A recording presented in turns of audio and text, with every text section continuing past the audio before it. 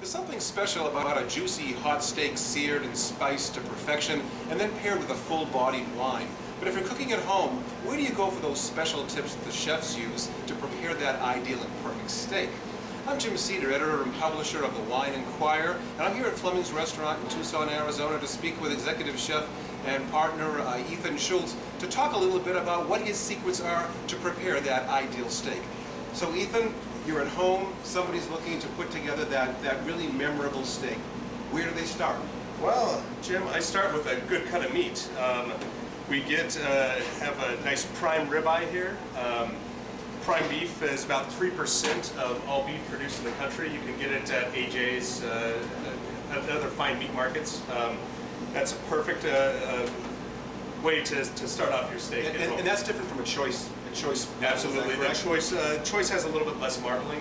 Prime is more marbling. You can see the abundant marbling in throughout the steak. Okay. And the choice just it's a little bit more meatier, a little more lean. Yep. We start by seasoning. The seasoning that we use here at the restaurant and that everybody should use at home is just salt and pepper. That's all you need for a good steak. I think there's a misperception that you need lots of sauces, lots of excess. That's not really true, is it? Absolutely not. A good steak will hold up itself. It just needs a little bit of seasoning. That's all it needs. So what we'll do is we'll go ahead and spice or season. Don't be shy either. A little bit, doesn't go a long ways in this case. Is it necessary to add any olive oil to this beforehand, or do you just sprinkle the seasoning? Nope. It's just the natural moisture from the steak will hold the seasoning on. Okay. We're going to flip it over, season the other side, get a nice good coverage on it.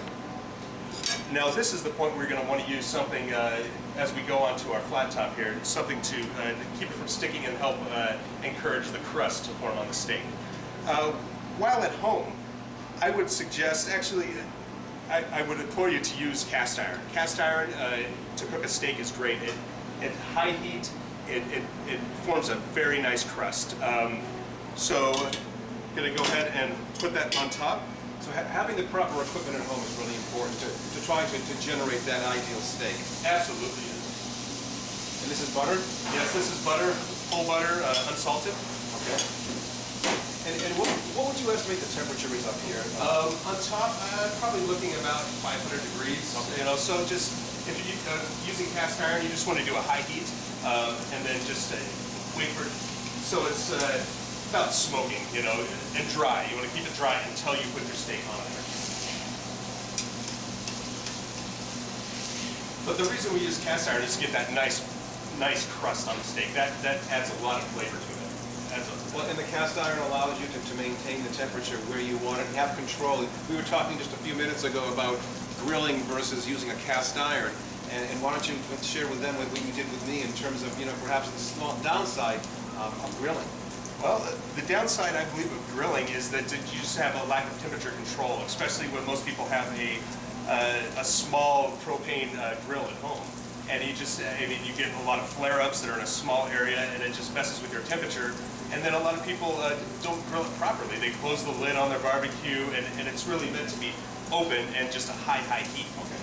But having that with the cast iron, you can control it. You're indoors. It's something great for wintertime when it's too cold to be outside. Sure, barbecue, and then it helps heat up your house. And roughly how long on a side? We're looking at about a minute on each side. Okay. Yeah. Okay. So really, it doesn't take very long. As long as you're standing over it, paying attention to it, you can really maintain that balance with perfection. Yeah, that is key. Paying attention to it. If you turn away for a few minutes, then you're going to end up having smoke alarms going off in your house, and And it's very important also when you're doing like this to keep your hood fan on. Otherwise, you will have quite a bit of smoke coming up through in your house. Well, excellent. So we got a nice start of a crust on there. Nice and golden brown, a little bit darker than golden brown actually. Now what we're going to do is we're going to transfer it to a pan to go in the oven. And then it's going to go in the oven at about 450 degrees for medium rare, about 4 to 5 minutes. Medium, let's say 8 minutes. Mid-well, 12 minutes. So if you use these guidelines, you shouldn't have to cut into the steak to see if it's done. And I know that's something you don't want to do. No, absolutely But I think not. a lot of people do it. And if you do need to do that, I would use a meat thermometer.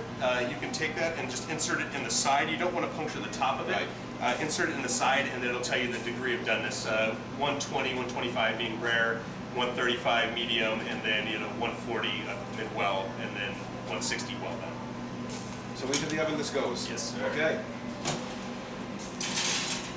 Looking forward to the end result. Yes, sir. All right. Now that it's out of the oven, we have our ribeye. Ribeye is considered the king of steaks by many, just because of its very high beef flavor and very rich flavor due to the fat content. And it pairs very well with many, many wines. An excellent example of that will be the Chappellet. This is a 2008 Napa Valley Mountain Cuvée. It's based on the French style of winemaking, whereby you take different blends year by year just to provide consistency and marketability. This has actually got 5 of the Bordeaux varietals. It's got Cabernet Sauvignon, Petit Verdot, Merlot, Malbec, and Cabernet Franc. But it's pretty much Cab and Merlot dominated. The reason I chose this is because, as Chef alluded to, there is abundant marbleization in this steak, so you need to have a certain amount of substance in the wine. A lot of people might take a different approach where they want to hit you over the head with a tremendous amount of tannin. This Chappellet is very beautiful. It's got really round berry edges to it, but it's still got a lot of that tannin and strong base that will stand up to and pair beautifully with the Style steak. of cooking from what we were doing originally. If you could just recap the importance of temperature control with all of these dishes in terms of really coming up with perhaps that really ideal dish, whether it be the ideal steak or the ideal lamb chops.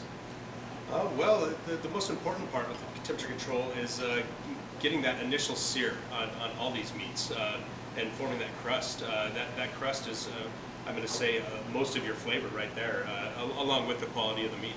And having the right accessories clearly is extremely important in terms of having the pan that can conduct the heat properly, so you really manage the control, whether it be high heat or low heat. Is that fair? Yes. Okay. Yes. All right. Come join us here at Fleming's. I'm sure they'd love to see you, have some of these wonderful wine and food pairings. And to all of you, salute. Thank you for joining us.